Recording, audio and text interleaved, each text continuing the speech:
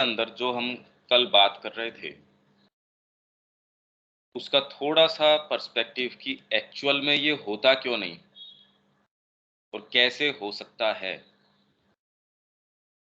कि सामान्य व्यक्ति ये चाहे तो क्या कहाँ से शुरू करे? सामान्य व्यक्ति कर भी सकता है या नहीं कर सकता है कि उसमें समता आ जाए? क्या ये संभव है? किसके अंदर आ सकती है या कैसी नज़र आए? यदि आती है, किस तरीके की नज़र आए ये? तो इसके लिए एक फंडामेंटल शिफ्ट कैसे होता है, मैं आपको अपनी इंडियन कल्चर के अंदर, आप लोगों के पास हिंदी की पुस्तक होगी, अगर हाथ के नीचे है, नहीं तो स्क्रीन में आपसे शेयर कर दूंगा कि बेसिक प्रॉब्लम क्या है इसमें जो हम समता की बात कर रहे हैं। ये जब तक हमारा फंडामेंटल शिफ्ट नहीं आ जाता तब तक ये संभव ही नहीं है। ये अगर इंडियन कल्चर की आपके पास किताब है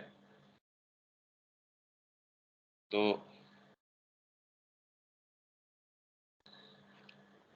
उसका ये पेज है 206।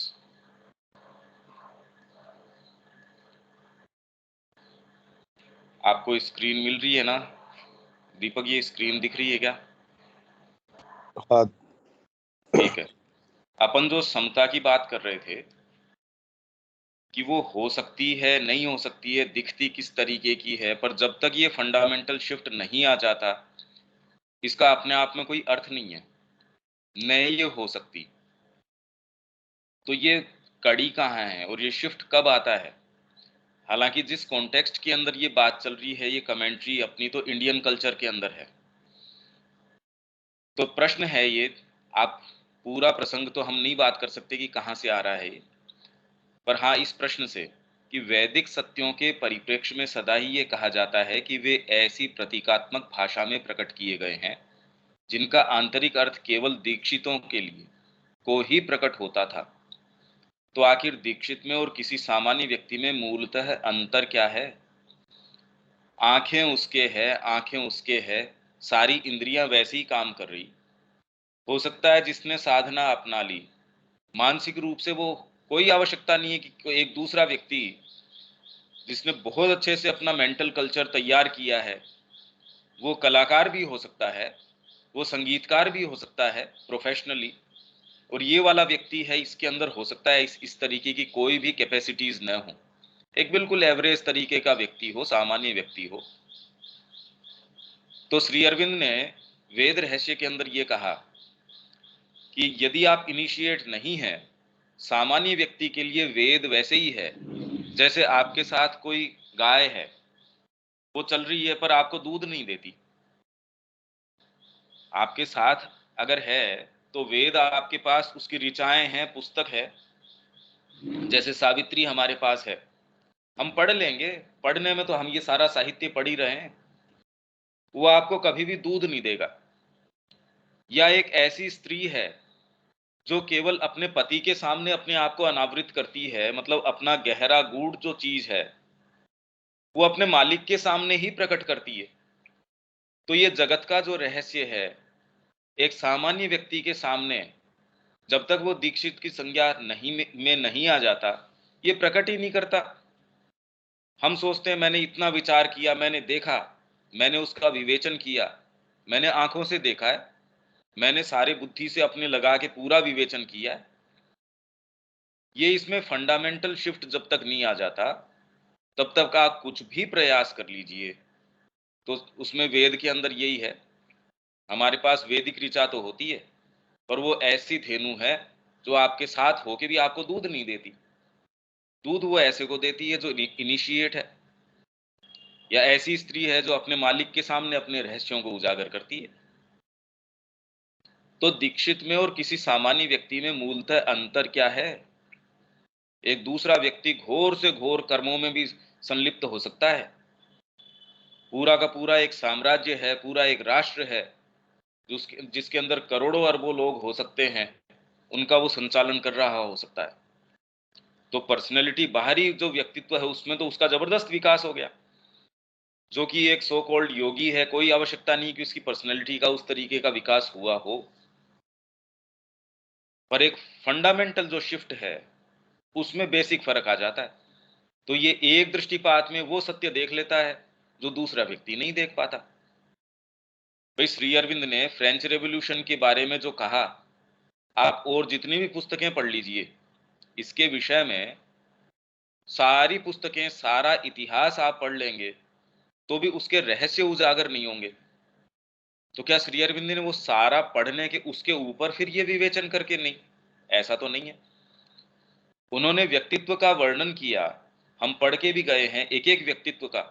विवेकानंद जी का उन्होंने जो विवेचन किया है कि ये तिलक दयानंद, और ये जो बुकलेट है जिसके अंदर उन्होंने विवेचन किया एक एक व्यक्तित्व का, ऐसा विवेचन कि हम उनके सारे साहित्य को और जितनी भी चीजें हैं पढ़ के उसके रहस्य को नहीं जान पाते। ये आती कहाँ से है ये चीज? हम ये सारा समता के फ्रेमवर्क में बात कर रहे हैं कि ये सतही नहीं है, और सतह पे तो हमको आधार भी नहीं मिलता कि शुरू कैसे करें। जैसे वर्ण व्यवस्था के विषय में ये कहा जाता है कि ये आर्यों में ही है, मलेच्छों में नहीं है। ये आप आर्य हो तब जाके ये वर्ण व्यवस्था आपके ऊपर लागू होती है। तो वैसे ही समता असमता, ये सारी बातें यदि आपने योग अपनाया है तो आपके ऊपर लागू हो रही है, दूसरे के ऊपर हम कहें सम असम, ये बातें ही लागू नहीं होती। तो पहले तो हम इसके ऊपर स्टैंड पे आए कि ये किसके ऊपर तो लागू होती है। हम इसका अभ्यास अनायास यूं ही किसी अवस्था में करना शुरू कर दें तो उसके प्री रेक्विजिट्स, पहले उसकी पूर्वापेक्षाएं हैं कि पहले ये ग्राउंड होना जरूरी है, इससे पहले ये नहीं होगा। तो ये इसी परिप्रेक्ष्य में मैं ये आपको बताना चाहता हूं कि आखिर दीक्षित में और किसी सामान्य व्यक्ति में मूलतः अंतर क्या है। आप सोसाइटी का सारा काम कर रहे हो सकते हैं, आप केंद्र चला रहे हो सकते हैं, आप सारी बाहरी एक्टिविटी कर रहे हो सकते हैं, और फिर भी कोई जरूरी नहीं कि आप में ये फंडामेंटल शिफ्ट आ जाए और ऐसा कोई बाहरी उसकी अभिव्यक्ति न हो और आप बिल्कुल एक अलग अंतर स्थिति के अंदर हैं। तो इसके उत्तर में चलते हैं। तो इन दोनों व्यक्तियों में अंतर क्या आता है? जैसा कि भारतीय संस्कृति के विषय में हम चर्चा करते आए हैं कि यहाँ ऋषियों को आरंभ से ही इस गहरे रहस्य का अनुभव रहा है कि यह जगत पराशक्ति जगत जननी के दिव्य संकल्प की अभिव्यक्ति मात्र है और वही सभी कुछ का सच्चा कारण भी है। परंतु सामान्य इंद्रियाश्रित मानसिकता को इस दिव्य संकल्प का कोई आभास नहीं होता। ये पढ़ने के बाद भी आज हम ऑपरेट किस पे करते हैं? हमारी इंद्रियों के आधार पे।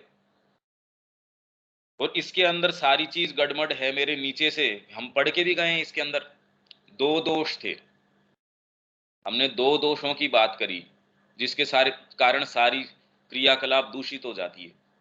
उसमें एक दोष तो ये था रोंग आइडेंटिफिकेशन। आपने अपने अहम को अपना सच्चा स्वयं मान लिया, अब ये मानते तो सारी चीज गड़बड़ हो गई। दूसरे, नीचे के भागों का ऊपर के भागों में हस्तक्षेप। आपका जो शरीर है, मतलब पहले तो चित्त है, चित्त है वो मन के अंदर इंद्रियों के अंदर आता है, इंद्रियां मन के अंदर जाती है, मन है वो बुद्धि के अंदर जाता है, जबकि क्रिया उल्टी होनी चाहिए। ये पूरा विवेचन हमने बड़ा गहराई से किया। शुरू से आप देखेंगे तो हम इसका विवेचन करते आ रहे हैं। और फिर बाद में प्राण है वो मन में प्रवेश कर जाता है, मन जो है वो बुद्धि में प्रवेश करता है, बुद्धि हायर चीजों को जज करने की कोशिश करती है।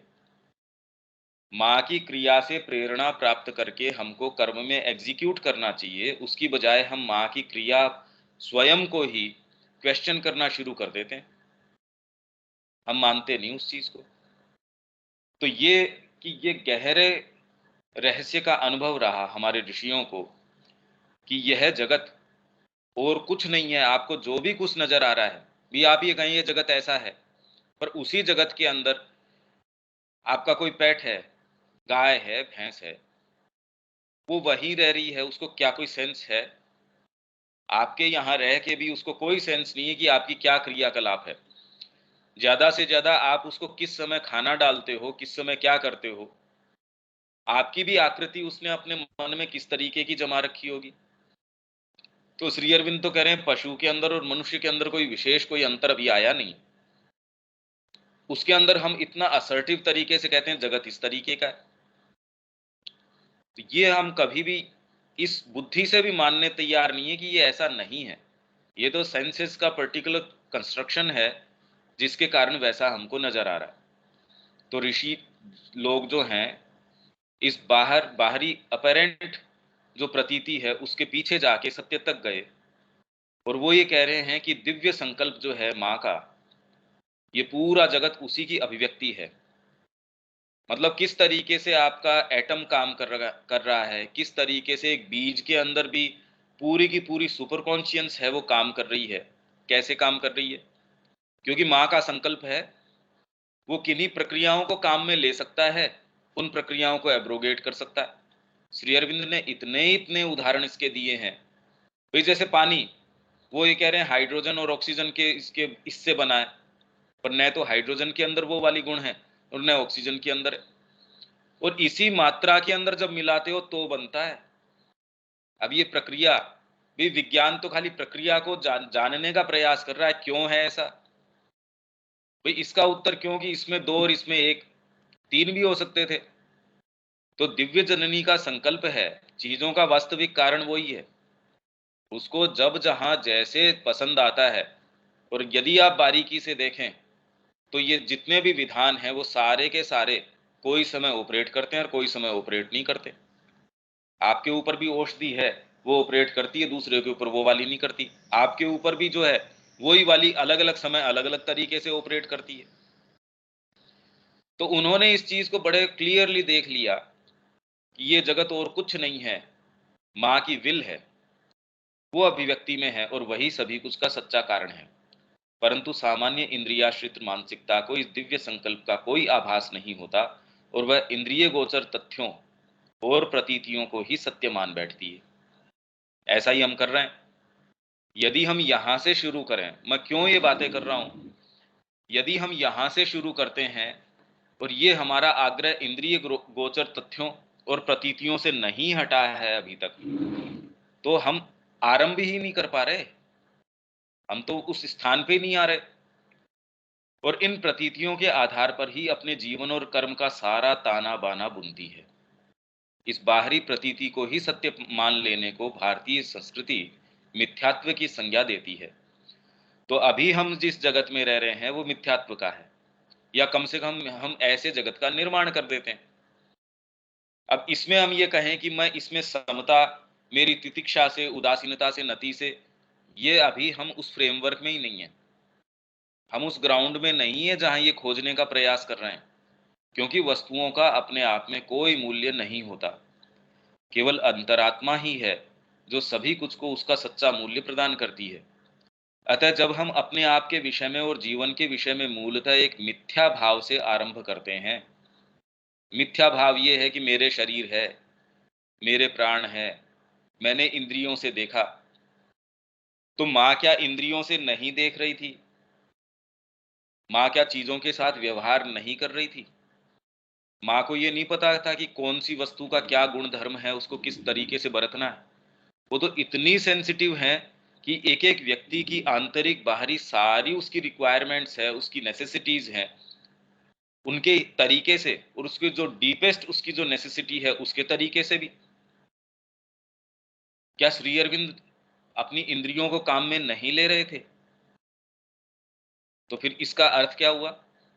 तो अपने आप के विषय में और जीवन के विषय में एक मूलतः मिथ्या भाव से आरंभ करते हैं, रोंग आइडेंटिफिकेशन से शुरू करते हैं। ये तो हम पहले भी बात करते आए हैं। ये जो दो दोष थे, नीचे वाला ऊपर हस्तक्षेप करना, और फंडामेंटली हमने ये मान लिया कि हम ये शरीर हैं, इसलिए उन्होंने कहा कि मैं ब्रह्म हूं, इस चीज से शुरू करो। पर अब शुरू करें कैसे? यही बात यहां आ रही है। भैया आप सोच के थोड़ी शुरू कर सकते हो। तो ये मिथ्या भाव से आरंभ करते हैं, तो इससे हमारे विचार, हमारे भाव, हमारे संकल्प और हमारी क्रिया आदि सभी दूषित और मिथ्या हो जाते हैं। इसलिए टोटल हमारा जो कर्म है, हमारी तल्लीनता है, हम इस फ्रेमवर्क में जब तक हैं तब तक आप चाहे कितनी भी बातें कर लीजिए, वो सारी मिथ्या हैं, वो सब टोटल मिथ्या हैं।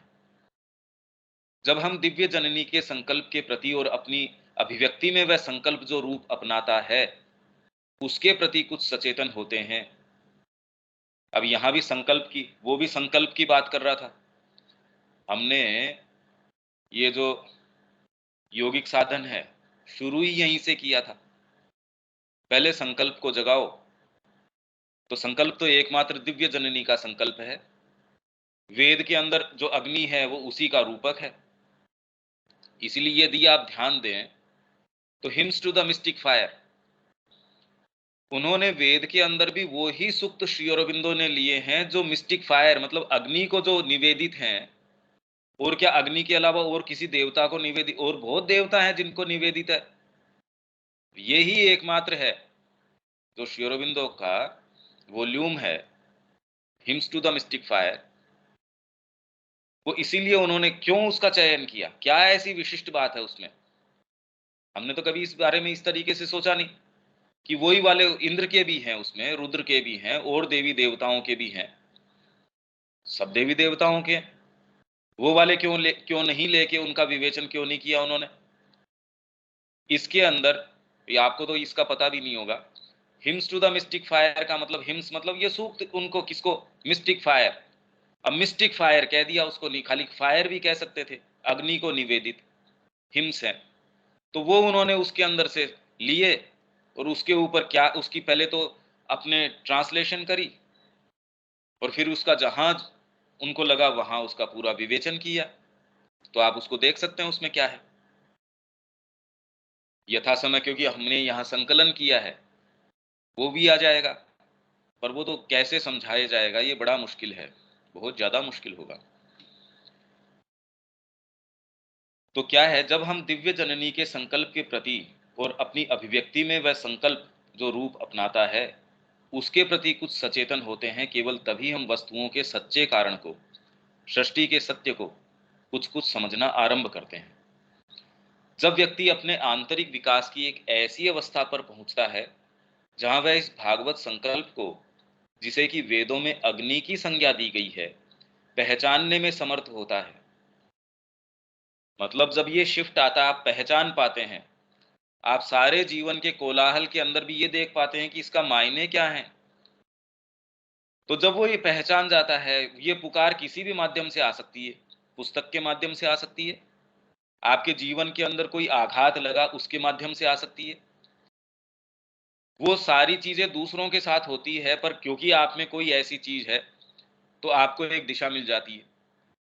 किसी का कोई बहुत नजदीकी है, उसकी मृत्यु हो गई या उसके साथ कोई दुर्घटना हो गई, आपके तुरंत अंदर से इतनी झकझोरा जाती है कोई चीज कि आपका टर्निंग हो जाती है उसमें। आप कहते हैं मेरा इसके कारण हुआ, पर ऐसा तो सबके साथ ही होता है। किसके साथ है, जो जिसके ये संसार में आया हो और जिसके नजदीकी कोई है उसकी मृत्यु न हुई हो, जिसके साथ कोई ऐसी घटना न हुई हो, जिसको साइकोलॉजिकली ऐसी कोई चीज न महसूस हुई हो, ये सारों के साथ सभी होता है।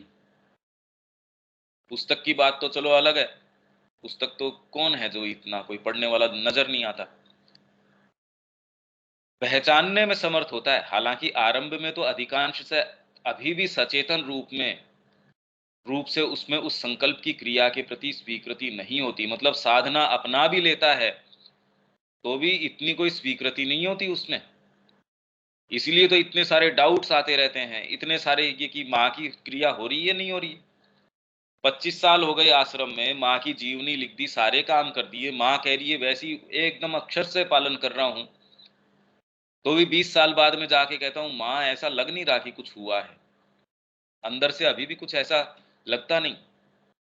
और उसके अंदर माँ का ये उत्तर देना कि नो वंडर, तेरा का अगर कुछ हो जाता तो आश्चर्य की बात थी। मतलब एजेंडा आ गया, एजेंडा के अंदर खुद माँ उनको कह रही है कि विश्व में इस पूरे जो ब्रह्मांड है उसमें एकमात्र तेरे को जो कंसर्न है वो तेरे अपने आप से है। सतप्रेम को माँ ये कह रही है। अब कितनी जोरदार बात है कि जब वो सतप्रेम गए जाए उनके पास, तो उनको अब सारे रहस्य भी बताए, सारी चीज भी है, एजेंडा भी आ गया, हम ग्लोरीफाई भी करें, सारी चीजें हैं। पर माँ उनको ये कह रही है कि इस पूरे ब्रह्मांड के अंदर जो चीज तेरे को कंसर्न, जिसमें तू इंटरेस्टेड है, एकमात्र वो तू खुद है बस। अब ये भी बात है। अब ऐसे में कोई फंडामेंटल हमारी चेतना में शिफ्ट आ जाए, कैसे आ जाए? अब आप समझ रहे हैं कितनी मुश्किल बात है ये, कि हम कहाँ से शुरू करें? भई जिस व्यक्ति का हम नाम नहीं लेना चाह रहे थे, पर हम ये भी नहीं कह रहे कि इसके साथ ऐसा, मैं ये कह रहा हूँ कि समस्या इतनी जटिल है, इतनी विकट है ये। हम ये मान बैठे हैं कि हाँ, हमने समता का जो है अभ्यास शुरू कर दिया, नहीं हो सकता। हम तो कर्मयोग कर रहे हैं, हम ये कर रहे हैं, वो कर रहे हैं। हाँ, देखो ये माइंड का काम है, ये रीज़न का काम है कि आपको एक इतना अच्छी पिक्चर अपने आप के बारे में दे, नहीं तो आप सो नहीं पाएँगे, अच्छे से भोजन नहीं कर पाएँगे, जीवन नहीं जी पाएँगे। यदि आपको अपनी वास्तविकता नज़र आ जाए कि हम कैसे हैं, माँ का जीवन अपना भी लिया तो भी कितना दोगलापन है हमारे अंदर, सामान्य व्यक्ति की तो बात छोड़िए, आश्रम जीवन अपना लिया, उसके अंदर भी वास्तव में सारी चीज़ें वैसी की वैसी हैं। ऐसा लगता है जैसे आपका एक जो व्यक्तित्व है जिसने ये अपनाया वो तो अलग खड़ा है, बाकी एक दो दो फाड़ हो गई आपकी, वो तो चौड़े दिखता है आपको कि ये नज़र आ रहा मेरे को। करना चाहते हैं, करने देता ही नहीं, इतनी बदमाशी है। जब ऐसे व्यक्ति की ये स्थिति है, तो जो अभी आया ही नहीं इसके अंदर, उसके तो बेचारे का पदार्पण ही नहीं हुआ। अगर वो ये वहम पाल के बैठता है कि मेरे ये वाली चीज़ें हो जाए, या हम जितने भी वर्णन पढ़ते हैं वो प्रैक्टिस में लाने की कोशिश करे, वो पहले अभी शुरू ही नहीं हुआ, उसका आधार ही नहीं है। तो इसलिए हालाँकि आरंभ में तो अधिकांश समय अभी भी सचेतन रूप से उसमें उस संकल्प की क्रिया के प्रति स्वीकृति नहीं होती। माँ स्वयं विद्यमान वहाँ हैं, तो भी उनकी क्रिया के प्रति स्वीकृति कहाँ है? श्री अरविंद की क्रिया के प्रति स्वीकृति नहीं है, बिल्कुल भी नहीं है।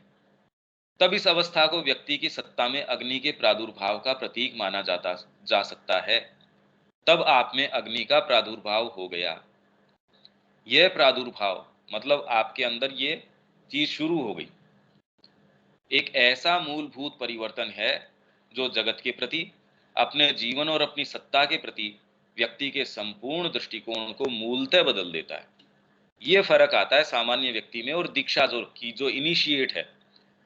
अब उसको वेद समझ में आ सकता है। नहीं, आप संस्कृत के प्रकांड पंडित हो सकते हो, इंग्लिश का कोई प्रकांड पंडित है, पर वो सावित्री से क्या समझ लेगा ये बताइए?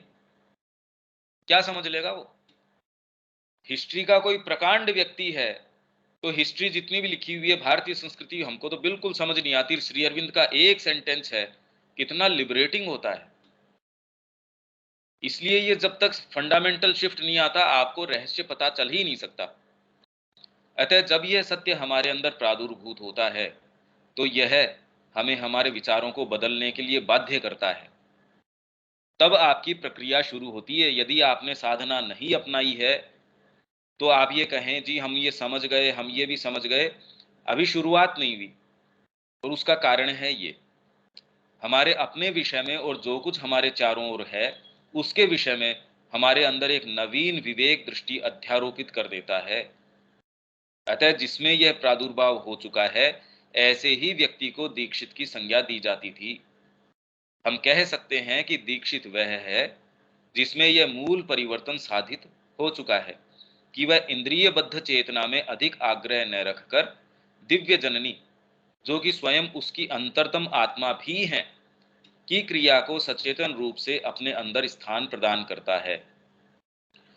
तो जब आप ऐसे व्यक्ति की क्रिया देखेंगे, अब आते हैं अपने वापस उसके ऊपर कि इसको कैसे जोड़ें। अपना जो मेन फ्रेम है जिसमें हम ये बात कर रहे हैं, तो आप जब ये देखेंगे, यदि आप में ये शिफ्ट आ चुका, और ये यदि बहुत बड़ा यदि है, फंडामेंटली आपकी आत्मा ने आके ये कह दिया कि संसार अलग है, ये वो आपके आके सरफेस चेतना के अंदर इम्प्रेस अपॉन अपनी छाप लगा देती है। अब क्या होगा? आपके कर्मों के अंदर शीतोष्ण अगर होगा, तो भी कोई पोइज आपका ऐसा है जो एक सीमा के बाद जाके या एक समय के बाद जाके उसको किसी दूसरे उद्देश्य से रोक देगा। और यदि ये नहीं है, तो आप कितनी भी बातें करेंगे, कितनी भी आध्यात्मिकता करेंगे, आपके पास आधार ही नहीं होगा। आप उसका अल्टीमेट जजमेंट किस चीज से करेंगे? आपके पास तो अभी शिफ्ट ऐसा हुआ नहीं। ये व्यक्ति जिसका शिफ्ट हो गया, तो उदासीन वाली बात क्या होगी? उसके कोई नजदीकी है, परिवार में कोई ऊपर नीचे हो रहा है, उसकी खुद की साइकोलॉजी में, भाई साइकोलॉजी में ऊपर नीचे कब होता है, जब आपके ईगो से कोई चीज टच करती है। तो ईगो से आपका परिवार हो सकता है, आपका मान सम्मान हो सकता है, जो भी चीज आपसे रिलेट करती है, उसने मेरे को ऐसा भला बुरा कह दिया। सामान्य व्यक्ति के साथ अगर ये उबाल आए साइकोलॉजी में, तो वो कैसे उसको ठीक करेगा? और एक यही इस व्यक्ति के दीक्षित के अगर उबाल आए, तो वो किससे इसको रिजोल्व करेगा, इस समस्या को? अपने आंतरिक सत्य से। इसलिए आ गई ना समता इसके अंदर। शरीर में अगर कोई समस्या है तो अल्टीमेटली किससे रिजोल्व करेगा? अपने इस शिफ्ट से करेगा, यदि वो दीक्षित है तो। उसके भावनाओं में कोई अगर उबाल आ रहा है, भाई समता का मतलब हम यही तो कह रहे हैं कि इसके अंदर विचलन नहीं होना चाहिए, शीत है या उष्ण है। आपके जो इमोशनल बीइंग है उसमें कोई उबाल अगर आ रहा है, तो आप उसको कैसे शांत करते हैं? इससे शांत करते हैं। दूसरे व्यक्ति के पास ये आधार नहीं होता। अब आप समझ रहे हैं समता कहाँ स्थित है? कि शुरुआत जब आप करते हैं, आपके पास ये आधार तो होना चाहिए। वहां कोई व्यक्ति गया है, अल्टीमेटली उसके चाहे कितना भी कुछ भी हो, मां मैं आपके तरीके से करूंगा। इसलिए कितना भी उबाल उसके अर्जुन के आया होगा, मैं आपका शिष्य हूं, शिष्यस्ते हम, बताओ मेरे को क्या करना है। और उनकी आज्ञा शिरोधार्य करके, और बाद में तो वो ये कह रहा है कि अब मेरा हार्ट आपके अंदर डिलाइट ले रहा है। तब उसको जो है गुह्य तमम रहस्यम बता दिया। पहले गुह्य रहस्य तो ये है कि ये सारों का आधार जो है ब्रह्म है, जिसकी हम बात कर रहे हैं। फिर कहा कि इससे भी ब्रह्म का आधान तो मैं खुद हूं, तो मेरी शरण ग्रहण कर। पहले तो ये कह दिया कि उसके पास जा, तत् की संज्ञा कर दे दी उनको कि उस ब्रह्म के पास जा। फिर उससे आगे कहते हैं उस ब्रह्म का आधार तो मैं फाउंडेशन उसकी तो मैं हूं, मेरे पास आ। फिर उसके गुह्य तमम के अंदर बाद में क्या कहते हैं, ये सारी चिंताएं छोड़, सर्वधर्मान परित्यज्य। अब उसको कहां से कितना तैयार करके लेके आ रहे हैं। और फिर वो उबाल बाद में भी आया होगा, पर जब ये शिफ्ट आ जाता है, तब आप अपनी समस्याओं को रिजोल्व एक दूसरी लाइट में करते हैं। आपके कंसिडरेशंस बाहरी नहीं होते। ये खाली उसी को बताया जा सकता है जिसके ये फंडामेंटल शिफ्ट आ चुका है। इसलिए मैं बार बार कहता हूं कि जब तक आप अपने वर्तमान फ्रेमवर्क को तोड़ के नए फ्रेमवर्क में, या माँ के निहित फ्रेमवर्क में, या वो तो कोई फ्रेमवर्क है ही नहीं, बाहरी तरीके से नजर आता है, यदि आप उनके निहित जीवन जी रहे हैं, तो आपका तो हमेशा ही विकास होता रह रहा है। आपको नई नई चीजें वहां बैठ के भी, यूं आप पूरे विश्व का रोज भ्रमण कर रहे हैं। भाई आपके कोई पालतू कुत्ता है, उसको रोज भ्रमण करवाओ, क्या क्या कर लेगा वो? उसकी बजाय एक कोई वास्तव में विकसित व्यक्ति है, एक दृष्टिपात के अंदर वहां जाके 15 मिनट घुमा के लिया हो, वो सारी आपको तार तार बता देगा कि इसकी व्यवस्था यहाँ इस देश की ये है, लोगों का कल्चर ये है। कैसे? चेतना में जितना विकास है, तो आपका नित्य नूतन विकास होता रहता है यदि आप इससे जुड़े हैं तो अग्नि के प्रादुर्भाव को ही वेद में यज्ञ का आरंभ कहते हैं। आध्यात्मिक पथ के सभी सच्चे साधकों का यह एक सामान्य अनुभव है कि अपनी साधना के आरंभिक समय में व्यक्ति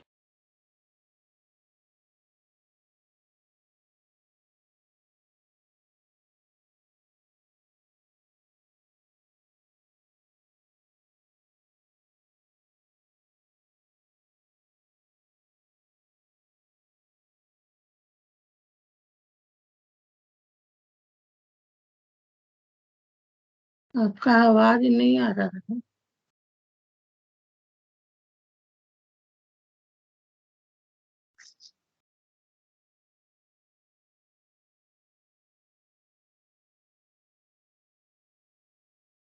धीरे अपने बवाल जो हैं साउंड ब्रेक कर रहा है भैया। ऐसे काल आएंगे आपके पास, अलग अलग तरीके के काल आएंगे। भैया हेलो, हाँ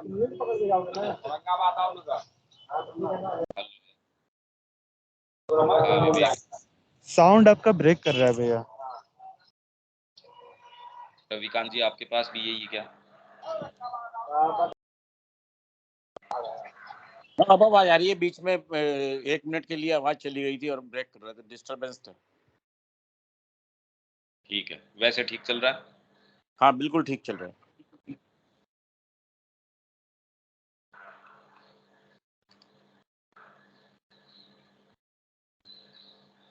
तो हम ये कह रहे हैं कि जिसने ये अपना लिया, अब आप देख रहे हैं कितना संबद्ध तरीके से ये प्रक्रिया समझ में आती है कि आपने संकल्प से शुरू किया, कहने का मतलब आपके अंदर अंतरात्मा का अभिजात्य हो गया। उसके प्रकाश के अंदर और भाग थोड़ी कोई उन्होंने ये कह दिया कि हम साधना के लिए तैयार हैं। उनमें तो अभी भी शीतोष्ण है, सारी चीजें हैं, वो बाकी हैं। तो शुरुआत यहां से होगी, न कि उनके अपने आधार पे। अपने आधार पे तो करोगे भी क्यों? पढ़े हैं, ठीक है। जब आपने ये अपनाया, अब ये चिल्लपों करना शुरू कर देंगे। शरीर अपने तरीके के, इसमें हमने कहा था कि इसमें रोग के रूप में आ जाएगा। आपकी जो है शरीर के शुद्धिकरण की क्रिया के अंदर हो सकता है कि डायरिया हो जाए, आपके कुछ छोटी मोटी इस तरीके की समस्याएं खड़ी होनी शुरू, हीट पैदा हो जाती है शरीर के अंदर। और आपको कोल्ड कई बार ऐसी हो जाती है कि कंपायमान हो रहा है शरीर। ये सारी चीजें संभव हैं। तो अब हीट एंड कोल्ड, ये सारी तो बड़ी अलग तरीके की प्रक्रियाएं हैं। उचित अनुचित, रुचिकर अरुचिकर आदि के विचार होते हैं, और ऐसी ही न जाने कितनी चीजों का गट्ठर लिए व्यक्ति आरंभ करता है। मतलब ये सारी चीजें होती है, अब आपको रिजोल्व करना होता है इनको सारों को सही लाइट के अंदर इनको रिजोल्व करना होता है। वो कैसे करेंगे? यदि आपके पास वो अंतरात्मा का आधार नहीं है, इसलिए मैं कह रहा हूं इसकी जो समता की कड़ी है, पहले तो वो हो, तब जाके आपके लिए ये साधित हो सकता है। नहीं तो हमारे पास आरंभ बिंदु नहीं है ये करने का। यही बात योगिक साधन कहता आ रहा है कि आप पहले संकल्प से शुरू कीजिए, फिर बाद में शुद्धिकरण हो जाएगा, शुद्धि के बाद मुक्ति होएगी, मुक्ति के बाद भुक्ति होएगी। तब आप सच्चा भोग कर सकेंगे। माँ के काम का और आपके अपने काम का सच्चा आनंद तो तब ले सकेंगे जब आप मुक्त होंगे। अभी तो मेरे हाथ पांव बंधे हुए, अब उसके अंदर मेरे को अभिव्यक्ति का कितना आनंद आ सकता है ये बताइए? मेरे पांव के अंदर फ्रैक्चर हो रहा है या मैं बैसाखियों पे चल रहा, अभी चलना ही मेरा सही नहीं हो रहा, मैं नृत्य क्या करूंगा? तो पहले तो दीक्षित होने का मतलब ये है कि आपके जो हाथ पांव बंधे हैं, वो जो बैसाखियां आपने जगह जगह लगा रखी हैं, उनको हटाना। और अभी आप एटलीस्ट उन बंधनों से मुक्त हुए। अभी भी खैर डिटेल में काम नहीं हुआ, धीरे धीरे अब फिर बाद में आप अभिव्यक्ति करते हैं, सारे ही काम करते हैं।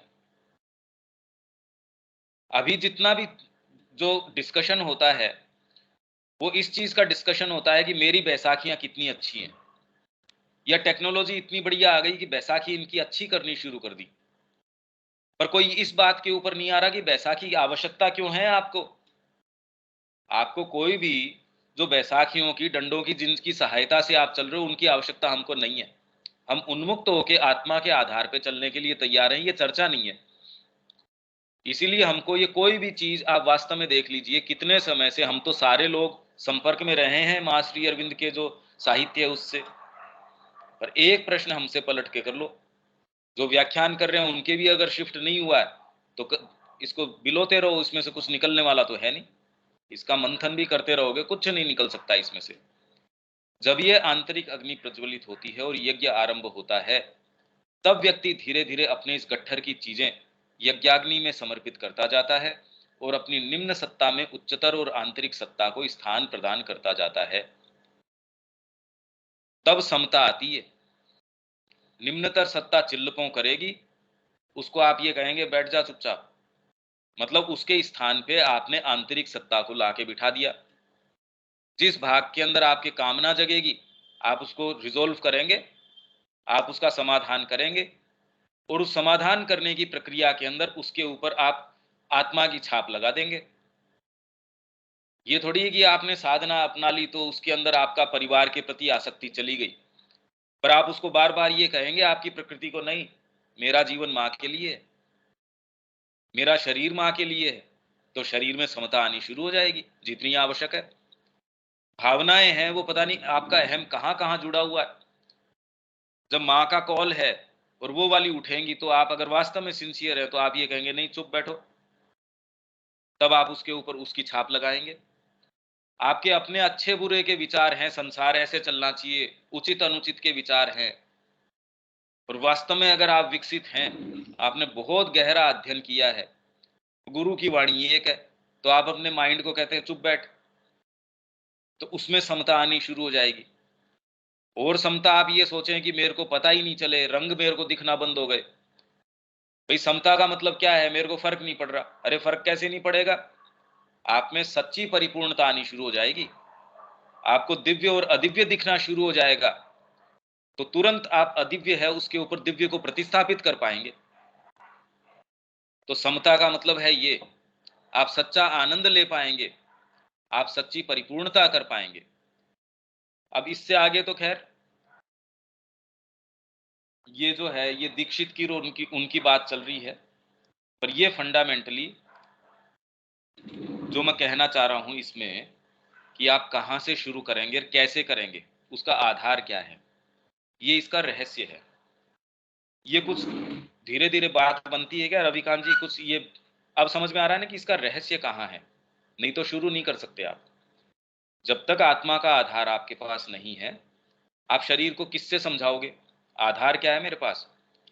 भावनाएं जब ऊपर नीचे असम होंगी तो उनको सम लाओगे किस भाग से? होगा ही नहीं आपके पास कोई दूसरा भाग। माइंड जब ऊपर नीचे करेगा आपका, कहां से लाओगे? ये जब आपके पास होगा तब आप बाहरी जो आपके भाग हैं वो शोरगुल करेंगे, उसको कहेंगे चुप बैठो, यहां माँ का प्रकाश लाना है, यहां माँ का प्रकाश लाना है। शरीर ये गड़बड़ कर रहा, इसके ऊपर माँ का प्रकाश लेके आओ। शब्या जी ये कुछ बात समझ में आती है? इसमें अब कोई अगर प्रश्न आ है रही है, आ तो रही है। पहली चीज अपनी क्या है वो अब देख लो आप रविकांत जी।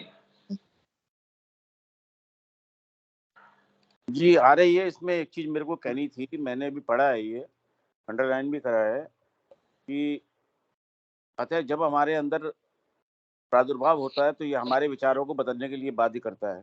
हाँ तो इसमें ये है ना सर कि दो चीजें हैं कि एक तो जैसे दीक्षित होने की बात कही गई है, तो एक तो जन्मजात उनकी प्रकृति लेके ऐसे पैदा होते हैं कि वो उनके अंदर साइकिक ओपनिंग पहले से होती है।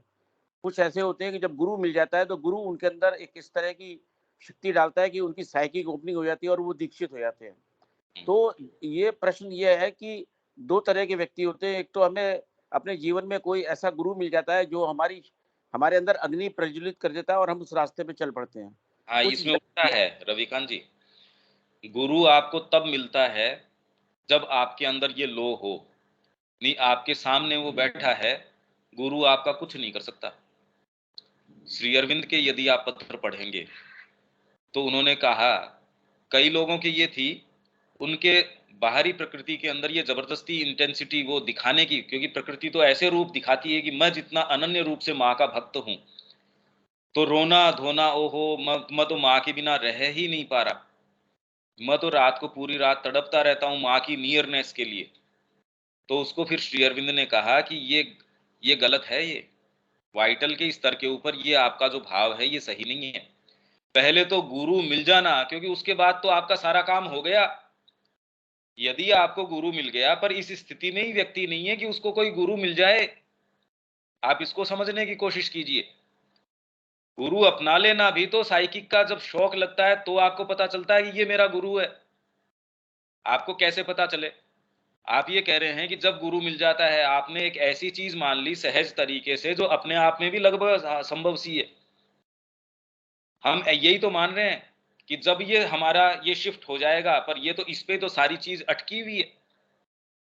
हम कह रहे हैं कि जब ये अंतरात्मा का अभिजात्य हो जाएगा तब ये हो जाएगा। तो पर आपने तो जो पहले माना है वही बात तो अपने आप में कड़ी है, वही तो नहीं होती।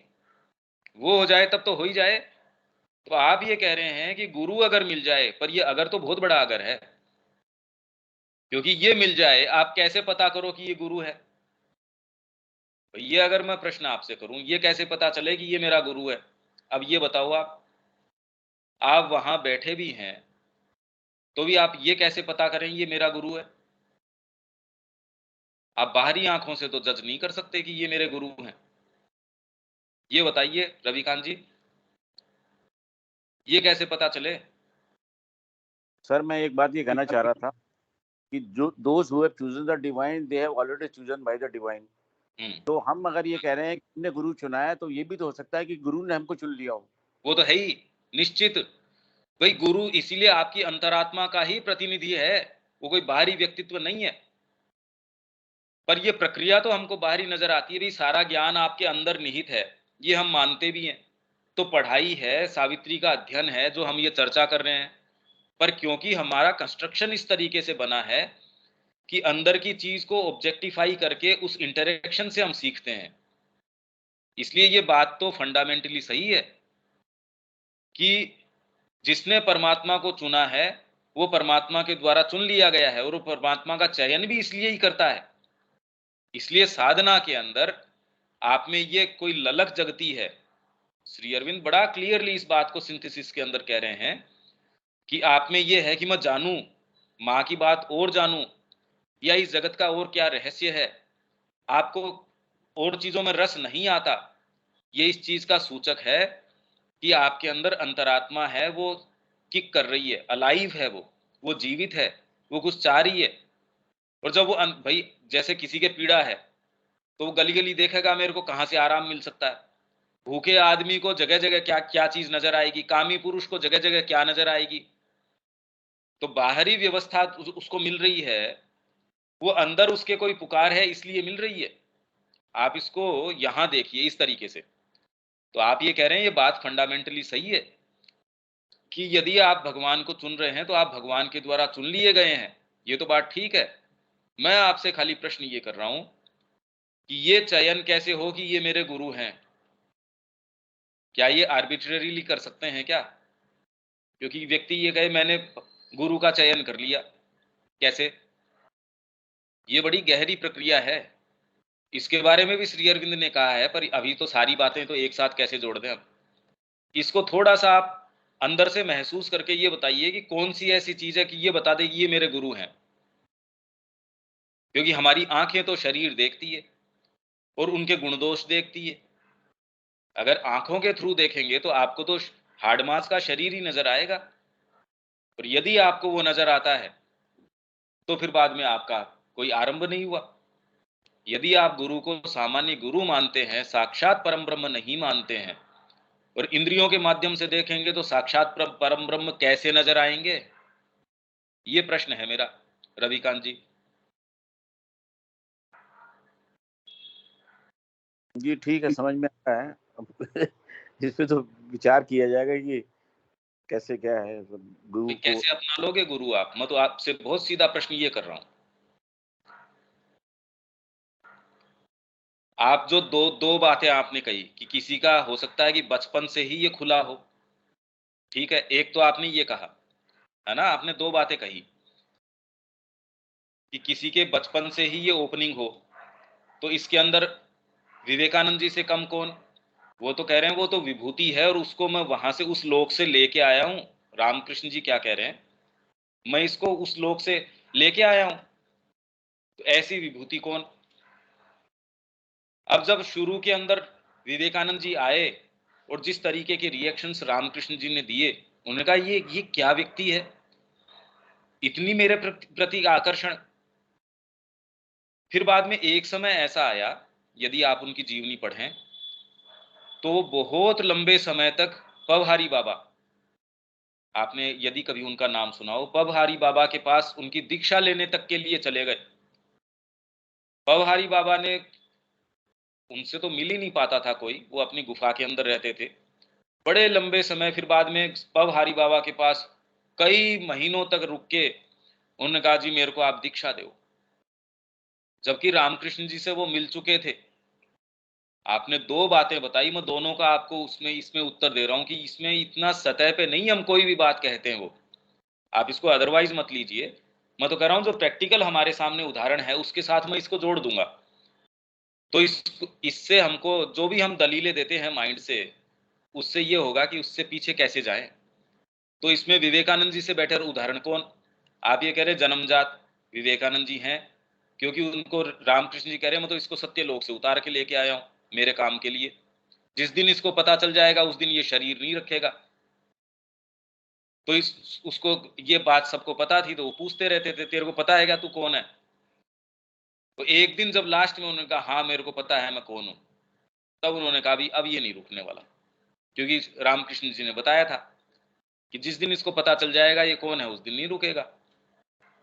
और ये नहीं पता होने के बावजूद भी उन्होंने संसार में जो छोटी सी उम्र में क्या क्या कर दिया, देखो तो सही आप किस आधार पे कर दिया। दूसरे गुरु अपनाने की आपने दूसरी बात कही। रामकृष्ण जी हैं वहां मौजूद, उनको छोड़ के वो पवहारी बाबा के पास चले गए। पवहारी बाबा ने बड़ी लंबे समय के बाद में एक दिन उनको कहा ठीक है तू कल आ जाना मेरे पास, कल तेरे को दीक्षा दे दूंगा। अब रात को पवहारी बाबा के पास रामकृष्ण जी आ गए, फिजिकली नहीं, उनके पास पहुंच गए वो अपने सूक्ष्म शरीर में, और उनको सारी बात बता दी। पवहारी बाबा के पास वो गए, उन्होंने कहा नहीं भी मैं नहीं कर सकता, ये तेरे गुरु तो वो हैं, रात को मेरे पास आए थे वो। अब आप ये कह रहे हैं कोई व्यक्ति गुरु अपना ले, रामकृष्ण जी से बढ़ के कौन, जिनको हम अवतार मानते हैं, श्री कृष्ण भी उनके विषय में जो कहते हैं आ जाएगा इसके अंदर, पत्रों में आ जाएगा। श्री कृष्ण तो कह रहे हैं कि मेरे को इनिशिएट किया योग के अंदर रामकृष्ण जी ने। तो रामकृष्ण जी की जो जो बात कह रहे हो कि पिछले 2000 वर्षों की सारी आध्यात्मिकता को उन्होंने संजीवित कर दिया, मूर्तिमान कर दिया रामकृष्ण जी ने। ऐसे व्यक्ति आपके सामने बैठे हैं, ऐसों को छोड़ के और कोई सामान्य व्यक्ति नहीं। विवेकानंद जी पवहारी बाबा के पास चले गए, पवहारी बाबा ने हाँ कर दी, हाँ करके रात को उन्होंने कहा भी मेरे पास वो आ गए, मैं ये काम नहीं कर सकता, तो वापस यहां आ गए। अब आपकी दोनों बातों का मैंने उत्तर दे दिया, आप कहां से शुरू कर रहे हैं ये बताइए रविकांत जी।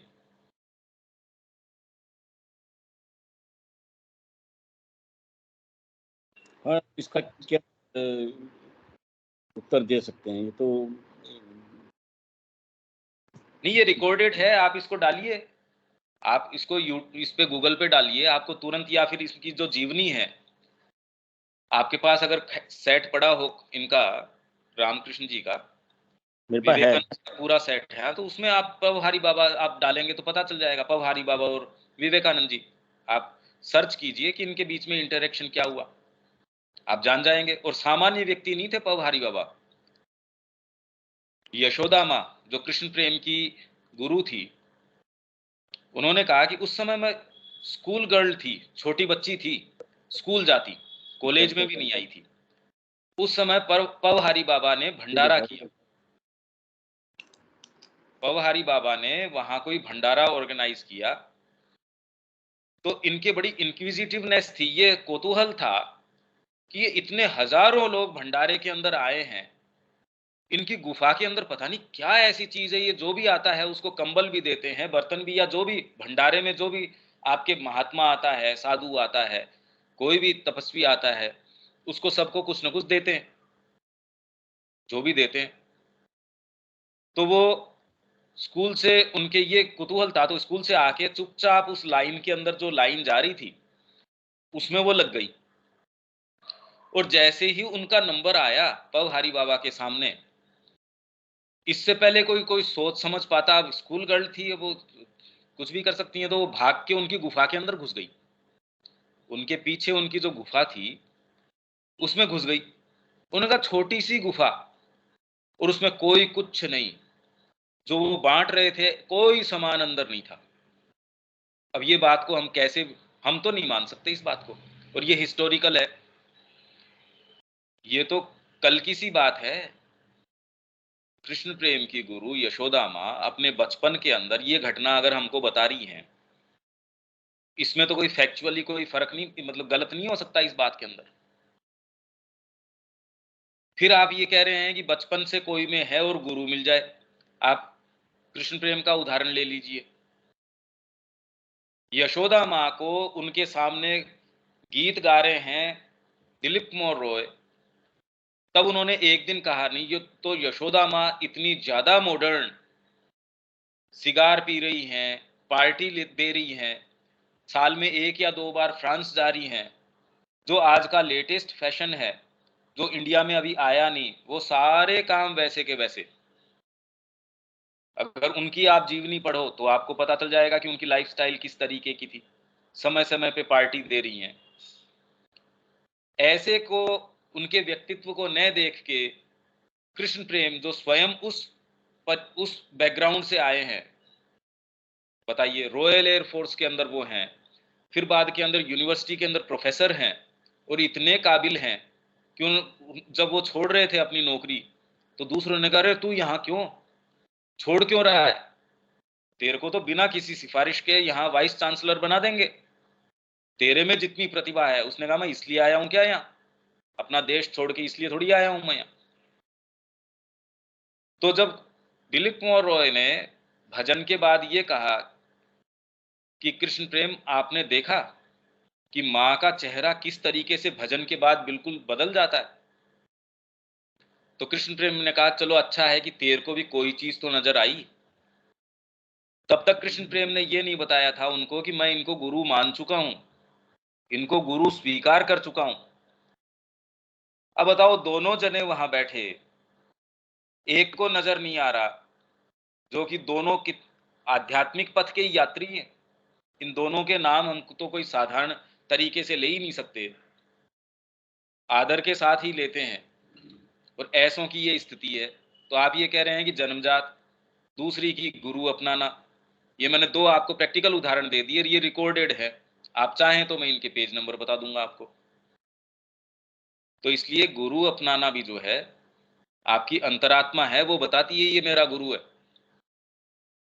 तो ये तो फिर बाद के अंदर अब क्या हुआ है, कैसे पता चले कि गुरु की कृपा हो तो ये हो, और ये हो तो गुरु की कृपा हो, अब कौन सा वाला कब हो।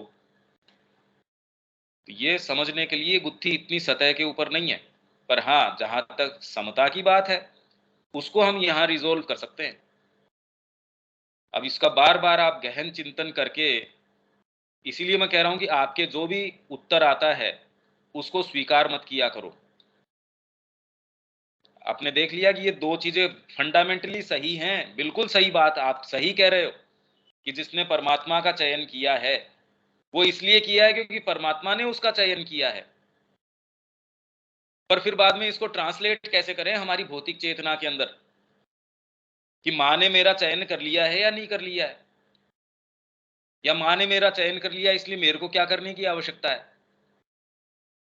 ये तो तामसिक प्रवृत्ति तो ऐसा ही कहेगी। अब इसका करें क्या। पर लोग कहते हैं मेरे जो पूर्व के जो कर्म है वो ऐसे नहीं है भाई, आपने सुकृत बहुत अच्छे किए, प्रारब्ध आपके बहुत अच्छे हैं। कौन बता के गया था आपको ये बात। जिसको नहीं करना होता वो 1000 बहाने बनाता है, और जिसको करना होता है वो सारी चीज, सारी दिशा तो चेंज कर देता है। एक व्यक्ति आता है पूरे राष्ट्र का खाका ही चेंज कर देता है। जापान को कहां से कहां लेके आ गया हिरोबुमी इतो, श्री अरविंद ने वर्णन किया और हम पढ़ के गए। 50 साल के अंदर जो देश पहले पीछे था उसको सामने ही सामने लाके खड़ा कर दिया 50 साल के अंदर, अकेले आदमी ने। नहीं तो जो भी उस समय पैदा हुआ होगा या उस व्यवस्था में था, हम क्या कर सकते हैं, हम ये क्या कर सकते हैं। अब दूसरा ये कहे, नहीं साहब ये क्योंकि विभूति था इसलिए ये कर दिया। अरे भाई, ये मानना हमारे लिए सुविधाजनक है क्योंकि विभूति विभूति बनने में या काम करने में जोर आता है। हमको किसने रोका है हमारा कर्म करने से। मैं विभूति हूं या नहीं हूं इससे क्या फर्क पड़ गया, परमात्मा का तो अंश निश्चित हूं मैं, तो मेरे कर्म को कौन रोक रहा है। तो ये जितनी भी दलीलें हैं ये प्रैक्टिस के अंदर बिल्कुल अनफाउंडेड है, इनके पांव नहीं है इन दलीलों के, कि मैंने पूर्व जन्म में अच्छा किया था या मैंने पूर्व जन्म में खराब किया था। ये, अरे भाई अभी आपको एक समय मिला है, आपको एक फील्ड मिला है काम करने का, और हमारे साथ तो कितनी बड़ी ग्रेस है, मां श्री अरविंद की कृपा मिल गई। अब इसके अंदर लेफ्ट राइट की क्या आवश्यकता है। तो अब समता का कुछ कुछ क्या आभास होता है कि कहां आपके पास अदरवाइज आधार नहीं होगा। शरीर में उबाल आएगा तो आप ये कहेंगे, जब आत्मा का, अंतरात्मा का अभिजात्य होगा, वो कह देगा इसको ऐसे रखो भाई। जैसे आप माँ के पास होंगे, आपके जो भी समस्याएं अराइज होगी माँ के पास जाएंगे, वो उसका निराकरण कर देंगी, तो आपकी क्षमता ऑटोमेटिकली जो चीज जहां होनी चाहिए वैसी आई जाएगी। आप किसी व्यक्ति को बुलाएंगे, वो आपका फर्नीचर है वो अरेंज कर देगा कि भाई ऐसे ऐसे रखो। तो माँ को बुलाएंगे या आपकी अंतरात्मा को बुलाएंगे, वो अरेंज कर देगी, ये क्षमता हो गई, ऐसे रखो, इसमें पूर्ण आनंद आएगा। और इस समय इस ऐसे रखो, बाद में चेंज कर दो। ये नहीं कि हम बंद गए इसी चीज से कि हम तो इस समय ये करते थे, तो माँ ने अब ये कहा, अब ये कर ले। तो आपके समता मतलब आधार आपका डीपर है। जब आपका आधार आत्मा पे होगा तो फिर तो वो कह रहे हैं कि शरीर भी आए जाए आपको फर्क नहीं पड़ता, फिर आधार आपका दूसरा है। पर जब तक वो शिफ्ट नहीं आया, इसी परिप्रेक्ष्य में मैंने आपको दीक्षित की सामान्य व्यक्ति की बात बताई। अब ये कड़ियां इस तरीके से जुड़ती हैं, पर मेरे को नहीं पता ये मैं कितना ओबियस कर पा रहा हूं या नहीं कर पा रहा हूं। कल हम इससे आगे पकड़ लेंगे। इसका आप थोड़ा सा बार बार जितना हो सके मंथन कीजिए, और इसके संबंध में अच्छा होगा कि बिल्कुल आप ओपनली, जैसे आपने ये कहा, कह के कितना अच्छा लगा कि देखिए ये कड़ी के अंदर और कड़ियां हैं। और ये थोड़ी कि आपको एक लेवल पे तो इसका अनुभव हुआ, हाँ भी ये बात है, पर आपको जो इसका एक रेजोल्यूशन आया, उसमें ये पेच है, ये जानने से कितनी चीज और समझने को मिली। हमारी ही चेतना का कितना जबरदस्त इससे विकास होता है। नहीं तो हाँ हाँ हाँ हाँ, सावित्री भी पढ़ ली हमने, सिंथेसिस भी पढ़ ली, हम तो योग कर रहे हैं, गीता का भी पढ़ लिया, हम तो लगभग निष्काम कर्म ही करते हैं। हम तो बहुत ही कोई ऐसा कोई काम करते ही नहीं आजकल। और पता चले कि ये सारा करके भी ईगो बड़ा प्रेम से रह रहा है, उसको तो बिल्कुल डिस्टरबेंस ही नहीं है। सामान्य कोई व्यक्ति व्यापार कर रहा है, उसके ये भान तो है कि यार कुछ अच्छा करते जीवन में। हमारे ये हो गया कि हम माँ के अलावा कोई दूसरी चीज करते ही नहीं, और ये करके हमारा ईगो इतना सेफ्टी में रहता, उसको कभी चैलेंज करने की कोई चीज ही नहीं मिलती। तो ये बात है। ठीक है रविकांत जी, मेरे समझ आ रही है ये कड़ी कहाँ है, क्या है? जी हाँ, मगर उसकी जड़ में तो अभी नहीं पहुंच पा रहे ना कि हम हमें गुरु हमें कैसे चुनेंगे, या हम गुरु को कैसे चुनेंगे। चुन तो ये लिया भाई, चीज माँ श्री अरविंद के संपर्क में आ तो गए, और गुरु क्या चुनेंगे हमको? अब आपने बिल्कुल सही बात कह दी। ठीक है सर, ठीक है, ठीक है। और कौन सा गुरु चुनोगे? आप तो ऑलरेडी उनके उसमें हो। अब तो करने जी का जी, काम ये है कि वास्तव में करें। बिल्कुल ठीक बात है, वेरी गुड, बहुत सुंदर, बहुत सुंदर। सारी कटियां अब तो जुड़ रही होंगी। हाँ बिल्कुल ठीक है, बिल्कुल ठीक है। हाँ जी शब्या जी। माँ जो हम लोग से प्रश्न करती है, आर यू रेडी? तो अब ये है कि हम लोग अभी तक जितना पढ़े हैं उसमें आई एम नॉट रेडी। जब माँ का आर यू रेडी में हम लोग फिट बैठेंगे तभी वो दीक्षित होंगे भैया, ऐसे नहीं होंगे। यहाँ हम लोग छूट रहे हैं। 10 चीज इम्पोर्टेंट हो जा रहा है, वो रेडी करने हमको आंसर नहीं मिल रहा है। नहीं वो ठीक है, यही समझ रहे हैं। खाली मैं तो ये कह रहा हूँ अपन बिल्कुल टेक्स्ट से, जो श्री अरविंद कह रहे हैं उससे बिल्कुल चिपक के चलें। मतलब इसमें और जो जितने भी ज्ञान है हमारे, उसको सबको दरकिनार कर दें। हमने जितना भी पढ़ा है उसको एक बार दरकिनार कर दें, और इसमें हमारे जो अंदर से जो कोई चीज आती है वास्तव में उसको जोड़ें, इंट्रोस्पेक्शन करें। हमारा जितना भी ज्ञान है एक बार उस पर प्रश्न करना शुरू कर दें, तो ये बहुत इसमें आनंद आएगा। नहीं तो वो ज्ञान हमारे ऊपर एक ऐसी एक परत चढ़ी हुई है, वो वास्तविक कोई चीज आने नहीं देगा। और इसीलिए जीवन में कोई अंतर नहीं आता, क्योंकि ज्ञान की परत बड़ी मोटी चढ़ी हुई है हमारे। तो हम थोड़ा सा मूर्ख बनने के लिए तैयार होते हैं। तो थोड़ा, रेडी होने के लिए तैयार। तो पहले हमारा गिलास खाली हो तो नई कोई चीज आए। तो यहाँ हम रोकते हैं, पर ये चर्चा अभी कुछ अब थोड़ा थोड़ा मायने में आ रही है, पर बार बार आप इसको सुनेंगे तो इसका थोड़ा और अर्थ बनेगा। पर बड़ी इंटरेस्टिंग है ये।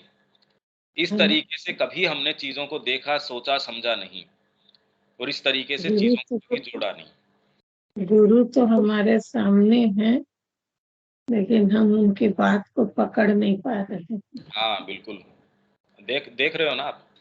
तो यहाँ हम इसको छोड़ते हैं, उनसे ही प्रार्थना करेंगे, वो हमारे हृदय में सुनाएंगे। बस ठीक है। वही है कि उनका ही वाला